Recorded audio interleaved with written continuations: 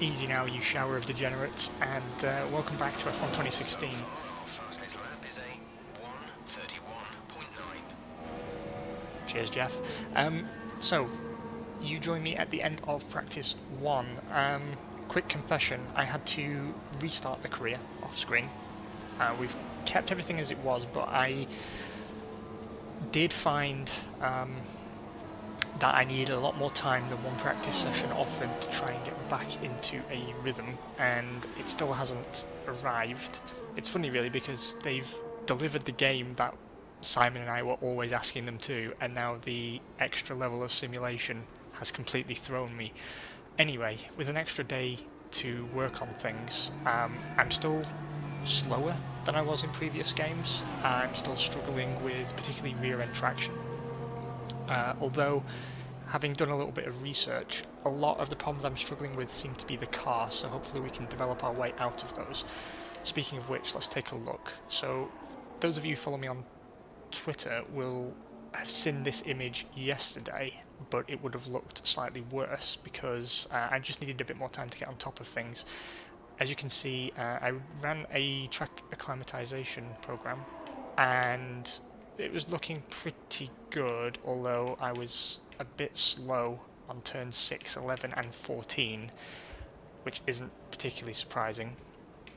My tyre management... Something to remember about this circuit. Oh, go on, Jeff. The most important braking zone is probably the penultimate corner, T15. It's a very tight left-hander. You will understeer if you take liberties with it, so be careful. Okay, so let me help you understand this chart. This was a time management test, and the idea was to hit a target delta time and to try and avoid tyre wear as much as possible. So a lot of lift and coast. I was completely incapable of doing it. So what you'll see is lap 1, I was fast enough. That's the right-hand side chart, first point. I was just inside the target time, so about perfect, but if you look on the left-hand side, lap 1 was too much wear. Then lap 2, the chart doesn't seem to show it correctly, actually. 5 minutes left for this session. Yeah, whatever, Jeff. Lap 2, I actually got inside the tyre wear goal, but if you look at my lap time, I was 3.6 seconds slower than lap 1. And lap 2 was the only lap I got my tyre wear where it needed to be. Lap 3, I put my foot down again to hit the specified time, and the tyre wear was far too high again. Laps 4 and 5, I was too slow, and I was a little bit closer to the tyre wear delta, but not really. Laps 6 and 7 were a lot faster, and again, it was only lap 7 where I managed to sort of strike some kind of balance, and my lap was passable. However, because I fluffed all the other 6, and again, we're playing this authentically, so if I screw up, I screw up. Also, quick disclaimer, I didn't know about simulation damage when I set up the game first time round, thanks to Simon for pointing it out, so we are now not on full damage, but simulation damage, and let me tell you, those wheels like to fall off. So you see we failed the tyre management program, which isn't good. I was hoping, debut practice session, I was hoping to get as many development points as possible, but qualifying pace, out of nowhere, I beat the delta significantly. Now, all the way through the first 2 tests, I was way off the pace of those around me, way off, particularly on the medium compound. Put on the super softs, and I think this is down to my setup. The wear is massive, but the pace, the 1 lap pace, is really good. And so you see the team set me an objective of qualifying 21st, and it's now saying they estimate I'm going to qualify 3rd based on the data available at the moment. I don't think it will be that high, I certainly hope not. If it is, then, especially based on race performance, I will up the difficulty if needs be, but to be honest, up until I ran that test, the difficulty felt, if anything, a little bit too high. I was struggling to keep pace with cars around me, again, especially on the medium compound. My best time was 1:31.977, which was lap 2 of that test. Lap 3 was invalid because I ran wide, I think on turn 14. The problem is, like, my hero growing up watching F1 in the 90s was Mika Hakkinen, and he was notorious for riding the curbs, because back then it didn't matter. Now it does matter, and I picked up his habit. Like, I admire his driving style so much that you'll see I ride the curbs a lot, and when I have to try and conserve tyres, I have a real difficult time. Anyway, we're estimating pole will be a 1:31.696. I really don't think I'll hit a 1:31.977 again, especially because I've taken a break between running that and picking up this session, so I didn't have a super long load of video data to chop and edit. But we have got 125 out of a possible 175 research points, resource points, whatever we're calling them. I'm going to accelerate to the end of the session, and we will move on to qualifying, where hopefully shit comes together. An interesting practice session there then. Let's remind ourselves of Now, the top 3. again, it is misleading. I was the only Hamilton person. and the Sauber. That concludes an interesting practice session. Let's hope for more excitement as the weekend unfolds. Can we be quiet? Thanks. You'll see I'm the only person to have run the super softs. So again, that's giving a particularly skewed picture of my actual pace relative to the other cars. Based on my pace on the softs, I'd say we're probably somewhere around Jenson Button, Daniel Kvyat, so 14th, 15th on merit. That tells me that maybe the difficulty is a little bit too low and I need to turn it up. I mean, the team wanted me to finish 21st. I think if I'm finishing sort of 21st, 20th, 19th, then the game's at the right level of difficulty. I should be somewhere around my teammate, and if I'm going to develop as a driver, I need to adjust the difficulty to make sure that my teammate and I are fairly close. We'll see how this session goes, and if it's way too easy, then we'll turn it up. But honestly, I'm very skeptical. It was a perfect lap in perfect conditions, and I think my setup was just right for the super softs. I'm not sure I actually want to start the race on the super softs given my tyre wear problems, and I'm not really sure what to do with those resource points. It's probably not my decision, but I really don't know. There's so much that needs doing to the car that I have no idea where to begin. Anyway, let's hit it.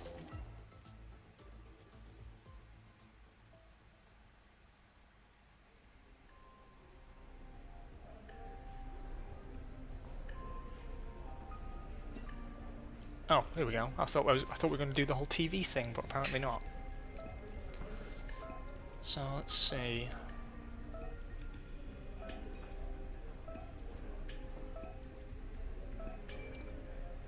Okay, so we got 607 because we got a career booster for pre-ordering the game, naughty naughty, and 400 as an initial team allocation. Ah, Postman Pat wants to come and have a chat. Good to meet you, Last. My name's Chris, and I'll be working with you as your Chief of Vehicle Development. It'll be my job to get your feedback as a driver, and to direct our upgrade design in the areas that you feel are most lacking. At each Grand Prix, we can run a series of practice programs and log the performance of the car as you drive it on the limit. This gives us data that we can utilize to develop various performance improvements. In order for me to know which upgrades to prioritize, I'll need you to select a development area that you'd like us to focus on. And you can do that in the R&D section of your laptop. Anyway, that's all for now, but I'll keep you up to date, okay? I'll see you soon. Probably. Cheers, dude, I think. I like that things have changed, like that. I really do like all this. Like, now we're actually in the paddock area, we're not, in some trendy sea view location. That's awesome. Right, let's laptop this bitch. So, upgrades. We are not far behind Renault, actually, statistically speaking. We have engine power, fuel efficiency, chassis weight, downforce, and barge boards. I'm going to put more downforce on the car, to be honest.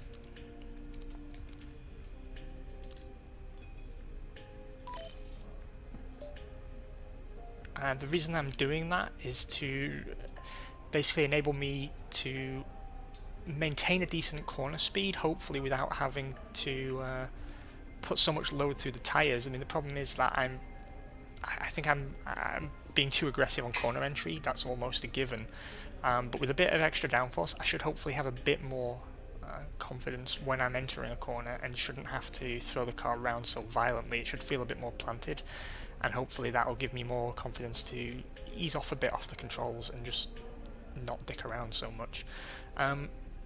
Apparently we're going to do practice 2. That's not going to happen. I will cut the video here, and in a moment we'll be in qualifying. Ciao.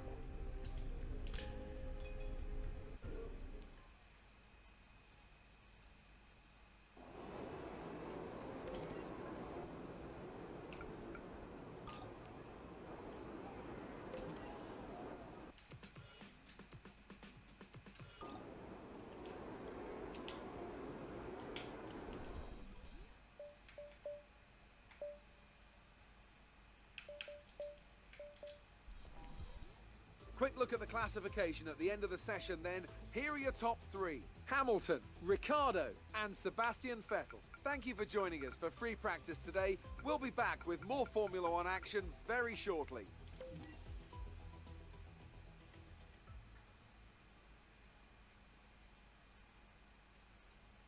Okay, here we go.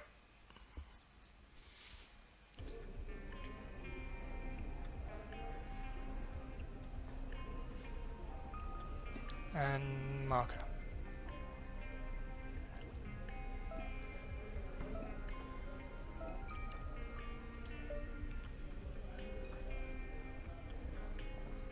Hey, looks like you've got a bit of rivalry going on out there. This is good. Gets people talking about you. Just make sure you outperform them, okay? I wonder who that was. Oh. My teammate. Surely that's not a good thing. I mean, we kind of see that with... Oh, hello. It's 1985 and someone's left a voicemail. Yeah, surely that's not a good thing, because you see that with Rosberg and Hamilton, right? That having hot rivals in team just doesn't work. In fact, is that him sat across there? You motherfucker. I see you. Greasing up the boss. Hi. Just letting you know that we've had the team's expectations through for the upcoming qualifying session. 19th or higher, beat Marcus Ericsson. Hopefully I can achieve both of those things. What I don't understand is why she didn't tell me that in person, but instead phoned me immediately after leaving the room. Very passive-aggressive. She's a scary clown woman. Okay, so we are looking good so far. Let's go. I wonder if I can get through Q1 on a set of mediums. That would be good. Basically, as long as I have one set of Welcome to Melbourne, where qualifying mediums for the race, I'll let him talk. should be getting underway shortly. It always looked like the kind of track that asks an awful lot of the rear tyres, such as the frequency of low-speed exits. Well, tyre management is key here, specifically the rears. It's all too easy to overheat and wear the rear tyres as they're punished out of the low-speed corners. Most teams won't be able to avoid some kind of issue here, especially the teams that are running less downforce.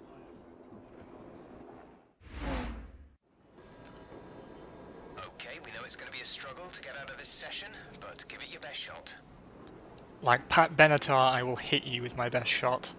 Oh no, it's hit her with your best shot. She wouldn't make a very good advocate for women's rights, would she really? I don't know where that came from. Right, let's... Welcome to qualifying 1. So, in continuation from something from practice, I've been really struggling in some areas. The particularly rear grip, the rear traction on corner exit in particular is really bad. Jeff keeps interrupting me. There is a few game bugs that you may notice. One of which we've already had. In episode 0, you'll notice that the lip sync went out for the scary clown lady who's supposed to be our manager. That happens because occasionally the game drops a few frames and then tries to resync and it doesn't work. That happens in-game as well. So the reason I'm looking around inside the cockpit so much is that sometimes you turn a corner or sometimes you get too close to the car in front, and on all graphics settings, I did some testing in practice, it just drops a few frames, and that causes a problem because the car continues to move, but I'm looking at an image from half a second ago, and it can mean that I take some weird lines into corners and things. Also, what I realised, I tried recording some of the practice session as a practice, so I was talking to myself, and the car is that much harder to control, and I'm trying to keep stuff like full traction control off and everything. I've switched off the anti-lock brakes because I've got to learn my lesson. I've also, I think I mentioned already, turned damage up to simulation level. There's a lot of things that are sort of having to be processed anew. It's the game I've been asking for, but it's not necessarily the game that works to my skill set. I'm going to try getting through this session on softs. They are 0.6 of a second slower than other tyres, but I want to try and do it as punishment for what you're about to see. What I've done is, because this is a driver development series, and what I learned in the track acclimatization, which I'll try and chop some footage in if I get a second, but I did the entire practice session without corner indicators on, and I try and avoid using corner indicators. You know, you've seen my Dirt Rally playthrough, I don't use them there, but for this session and for this race I'm going to have them on simply because I don't fancy taking a million runs at the race, because I think what you're most likely to see if I don't have a few visual indicators while I'm talking is that I'm going to spear the car off and you'll get a 3-lap race or something, just until I've got a bit more time under my belt, hopefully just for round 1, so apologies for that. I'm being honest with you, I'm doing it because I do feel I'll benefit from it. I'm taking some weird lines through corners, I think I can be more consistent, and I think it will help with the tyre wear problem that I had in practice. So I'm going to use some corner indicators to help me through round 1, and then for round 2 we'll try and have them off, and hopefully by then I'll be a bit more used to this model. I have clocked in on this game total, and most of its menu time, about 2 hours 15 minutes, and it really is not enough. Right, enough said and done. Let's hit the track. Check's complete. All personnel be aware we have a car leaving.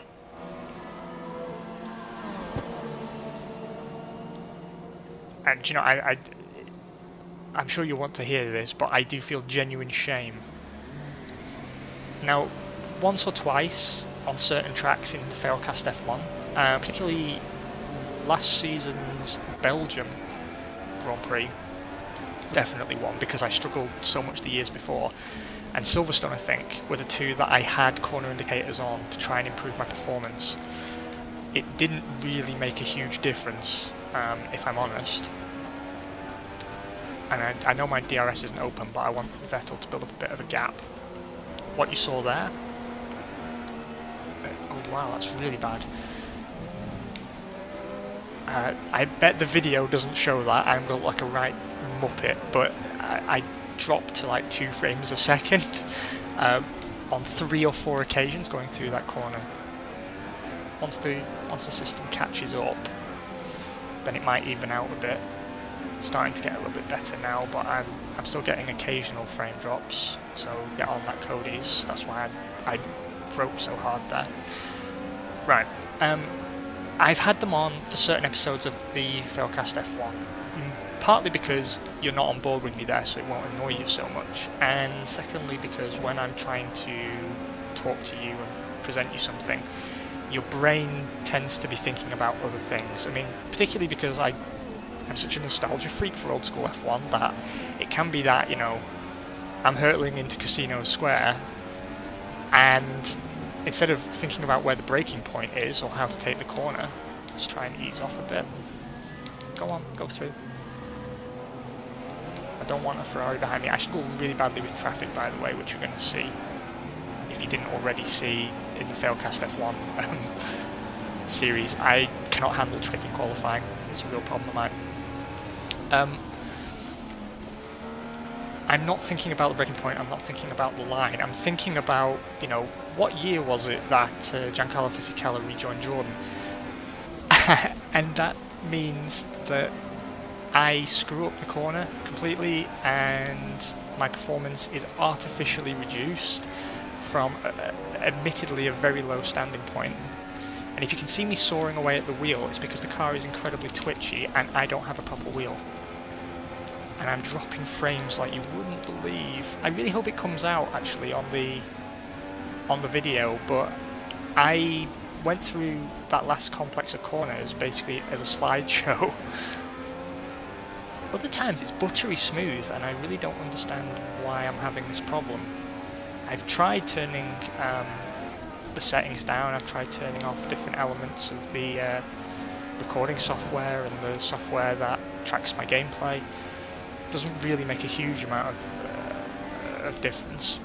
I'm actually wondering how badly this might affect Simon, who's on an older machine, from doing the co-op. That said, I do want to take a moment to back up what Simon said in his video, which is that this is the best game of the series. It genuinely is. It's got so much that I asked for personally that I'm super stoked about it. I'm a little bit disappointed though that they didn't bring back the pre-season testing idea. I was a fan of that, particularly because I think enabling you to choose a team out of the gate isn't really all that authentic. I mean, Ferrari, to my knowledge, have never taken a rookie driver, at least not in my lifetime. I don't think a rookie would necessarily walk into a drive at Mercedes. I don't think a rookie would walk into a drive at most teams actually these days, save for Manor and Sauber. Cheers, Jeffers. That was a really bad way to take that corner, I'm sorry. Let's try and focus a bit, shall we, Ben? Let's try and not humiliate ourselves in front of our internet friends. Well, something that I'm going to say straight away is that the difficulty needs to be higher. It really didn't feel like that all the way through practice, and I was struggling to keep pace with the cars around me. I know I'm down on my teammate, that's because I'm driving like a complete tool. I thought you would have counted for that when you took me on, to be honest. Also, you know I'm a big sucker for the little details, right? Well, when we pull into the garage later, you'll notice you get a customised board above your garage with your name on and everything. How absolutely epic is that? I love the attention to detail and things like that. So I'm currently 10th, I don't think on merit, but I am behind the Brotas, who's also running the soft compound tyre. I'm not going to put any more wear on these tyres at this point. If we come into the final third of the track and we're up on our lap time, then I'll finish it. But it looks like we're probably not going to be, particularly because I put a tyre on the grass there and that cost me quite a bit of time. Oh, but I took that corner much better and now I'm up by a 10th. I'm so scared of the walls now, by the way, because I know that we're on simulation level damage, and I've got a bad habit of kissing the wall far too often. And in the previous games, even on full damage, you'd hear a bit of a bump noise and the car would shudder a little maybe, but you'd come away from it. Now I know from seeing other people's videos that simply is not the case. I cut that corner like a complete tool, so no point to finish that lap. Yeah, this frame drop thing is a real problem. Okay, let's see if we can't spot our pit. Here we go. Nice. You only see it for a brief, momentary glimpse, but I know that it's there and it makes me happy. So I think we've probably done enough to get through that session, but that tells me that the difficulty is way too low. I would bump it up if it was possible to bump it up mid-session, but it's currently 5 to 10 at night. I have to be up at 6 in the morning, so I'm not going to argue with it at this point. We'll just turn it up for round 2, or turn it up for the race. And as I said before, I really should be in the same ballpark as my teammate. Man, this frame dropping thing is getting worse. I wonder why that is. Don't like it. Okay, let's take a look where we're at the moment. Sector 1's a 31.076, Sector 2 is a 24.48, and Sector 3 is a 37.6. My best lap is a 1:33.228, which is 1.3 seconds off the back of my best time in practice, but my best time in practice was set with the super softs. Weather conditions don't look particularly changeable right now. There's only 5 minutes to go in this session, so I think I'm going to let that run. We are reasonably clear of the drop zone. I don't know actually. We've matched Perez's time exactly. We're both on a 1:33.228. I must have set the time first, which is the only reason I'm ahead of him. Esteban Gutierrez is on a faster lap than me through sectors 1 and 2, but again he's on the super softs. K-Mags is a 1:33.5, so he's 0.3 off me. I don't think he's necessarily going to beat me, so all we need really is to finish above K-Mags, and I think that's going to happen. I could regret this. Let's go to the live TV feed and we'll jump on with Gutierrez, because Perez is in the garage, so I don't think he's necessarily going to be a threat straight away. And let's watch him go round. I think he's up on me, and I do like that Haas livery. I didn't at the season opener, to be honest. At first I didn't like it because he hinted that he was going to have a yellow car, and that made me happy. But then it didn't happen, and I'm actually starting to like the Haas livery. I think they need some more sponsors to be a sustainable outfit, but you know, out of the gate, it's hard not to be impressed with them either. I know I had a bit of a downer on them at the start of the season because I felt that too much was made of Grosjean's 5th. He didn't make a pit stop under race conditions, so it was an artificial result in many ways. But then he did deliver some great results in the subsequent races, and then since then I think they've started to fall back to where they realistically are. But where they are is nothing to be embarrassed about. Almost certainly not. Okay, so he's crossed the line and has improved. Yeah, he's leapfrogged me by 0.2. 33.2. Perez and K-Mags are still in the garage, so I think we're okay. Outlap for Marcus Ericsson. Outlap for Pascal Wehrlein. I'm not too worried about the Manners actually. They're 0.7 down on me at the moment. I'm going to risk it for a biscuit, to be honest. Let's turn the time up and see how things pan out. But I think we'll just squeeze ourselves through, and if I do, then I'll be super happy. Yes, we did. We just squeezed through. Marcus beat us, but we squeezed through on a inferior compound tyre, and that makes me super happy because the super softs are the tyres to have, and if I can keep myself some clean sets for when it matters, then everybody's a winner. That's the truth. So end of that session, Kimi Räikkönen came out on top on a 1:37.23, Daniel Ricciardo puts his Red Bull second on a 1:39.49, and Max Verstappen sits behind on a 1:31.064.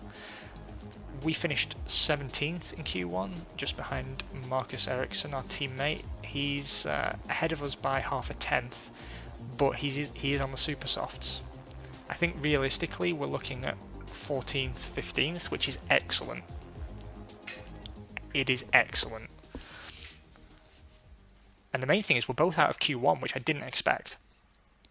I particularly thought Ericsson would struggle. I thought I'd pip Ericsson out, but he's actually pipped me out, except not out. There was a sentence in there somewhere, waiting to happen. I don't know what's happening now, I just see a black screen.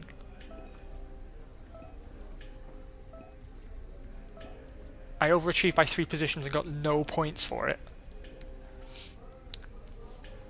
Oh, but I did get a penalty. Oh no, I was out, apparently. Oh god damn it, that's really embarrassing.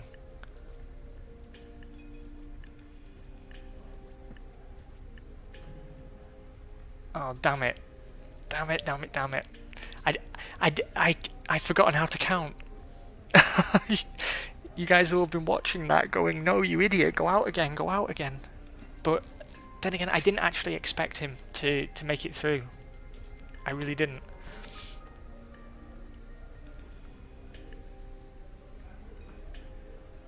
Okay, so still, that's fine. We've learnt a lesson, a very embarrassing lesson. Let's listen to the voicemail.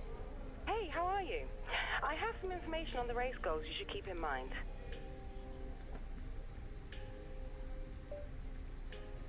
Yeah, okay, that's good. Cheers. Okay, so that was embarrassing, but so was my first qualify session of Grand Prix World, so hopefully you don't hold that against me. I hope you guys have had an amazing start to the week. I will see you tomorrow for full race coverage, and we will try and bump the difficulty up a little bit, and maybe if I get some practice time in, I'll try and turn off those annoying corner indicators. You guys take care, and I will catch you tomorrow. Bye-bye.